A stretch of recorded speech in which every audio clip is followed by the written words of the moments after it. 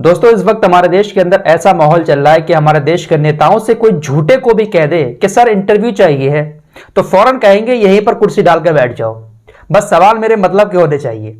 इस वक्त यही हाल है हमारे देश के नेताओं का, और वो सारे मुद्दे इस वक्त सामने निकल के आ रहे हैं जिससे कहीं ना कहीं थोड़ा बहुत फायदा पहुंच जाए पार्टी को।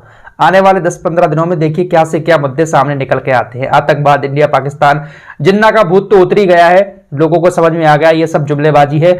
लेकिन अब एक नया अमित शाह जी का बयान सामने आया है। एक इंटरव्यू दिया उन्होंने अपने एक खास चैनल को, न्यूज 18 इंडिया को। उसमें उनसे पूछा गया, वही अच्छे सवाल पूछे गए उनसे पूछा गया कि सीएए पर आपका क्या कहना है, क्या सरकार पीछे हट गई है, कब लागू होगा?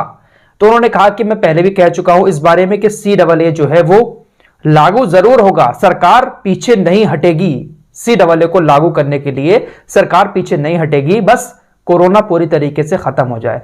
जब पूरी तरीके से कोरोना खत्म हो जाएगा देश के अंदर से, तब सीएए को लागू कर दिया जाएगा। ये बड़ी बात कही है अमित शाह ने। तो चुनाव के बीच जिस तरीके के क्वेश्चन पूछने वाले हैं तो उसी तरीके के हमारे नेता जवाब भी देते हैं। उसी मुद्दों पर ऐसे मुद्दे सामने लेकर आते हैं जिससे कहीं ना कहीं थोड़ा बहुत फायदा हो जाए। कहा पीछे नहीं हटेंगे, सरकार पीछे बिल्कुल नहीं हटेगी, लागू जरूर होगा, बस कोरोना खत्म हो जाए। आइए अब चलते हैं एक और खबर की तरफ। आरएसएस के एक सदस्य हैं जिनका नाम है इंद्रेश कुमार। ये अक्सर मुसलमानों को लेकर बयान देते रहते हैं। उन्होंने कहा कि कुरान गलत नहीं है, शरिया गलत है, मिलावट कुरान में नहीं है बल्कि शरिया में है। ये बड़ी बात कही है आरएसएस के एक सदस्य इंद्रेश कुमार ने। ये बड़े नामी चेहरा है आरएसएस के।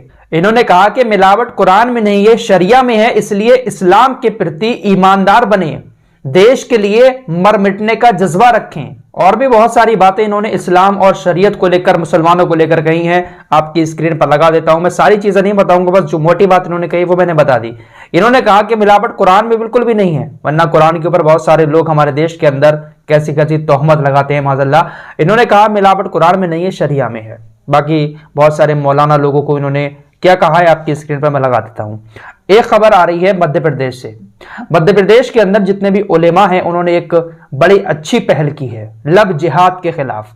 लव जिहाद का मामला बहुत ज्यादा चल रहा है हमारे देश के अंदर, बहुत सारी जगहों पर कानून बन रहे हैं। लव जिहाद किसको कहा जाता है? एक लड़का मुस्लिम हिंदू लड़की से शादी कर लेता है तो लव जिहाद का कानून उसके लिए बनाया गया है। तो अब मध्य प्रदेश के उलेमाओं ने, क्योंकि वहां पर ये मामले बहुत ज्यादा आ रहे हैं सामने, एक नई पहल शुरू की है कि अगर कोई भी शख्स इस तरीके का आता है आपके पास निकाह पढ़वाने के लिए, तो जब तक उसके माँ बाप नहीं होंगे लड़की और लड़के के, तब तक आप निकाह ना पढ़ाएं। क्योंकि बहुत सारे केस में ऐसा होता है कि लड़का लड़की किसी उलेमा के पास जाते हैं, वो निकाह पढ़ा देते हैं। तो बाकायदा वहां के उलेमाओं ने तमाम काजियों को चिट्ठी लिखकर यह बात बता दी है कि आपके पास अगर कोई भी ऐसा केस आता है तो आप निकाह बिल्कुल भी नहीं पढ़ाएंगे, और अगर आपने निकाह पढ़ाया तो आपके ऊपर कार्रवाई की जाएगी। लव जिहाद के नाम पर जिस तरीके से मुसलमानों को टारगेट किया जा रहा है, इससे अच्छा तरीका कोई और नहीं होगा। जब लड़का लड़की के दोनों के माँ बाप आपके पास आए, वो राजी हों, तब आप निकाह पढ़ाएं। बिल्कुल सही बात है। और यह फरमान जारी इसलिए किया गया है क्योंकि कुछ खबरें ऐसी आ रही हैं जहां पर लड़का लड़की नाम बदलकर अकेले जाते हैं उलेमाओं के पास और कहते हैं कि हमारा निकाह पढ़ा दो। तो उन्होंने कहा है कि इस तरीके की बहुत सारी घटनाएं हुई जिसके बाद लव जिहाद का मामला बना और जो लड़का है उसके ऊपर केस हो गया। तो कहा जब तक कि आपके माँ बाप सामने नहीं आएंगे तब तक उनका निकाह ना पढ़ाया जाए। ये सही पहल की है मेरी नजर में, तो ऐसा ही होना चाहिए।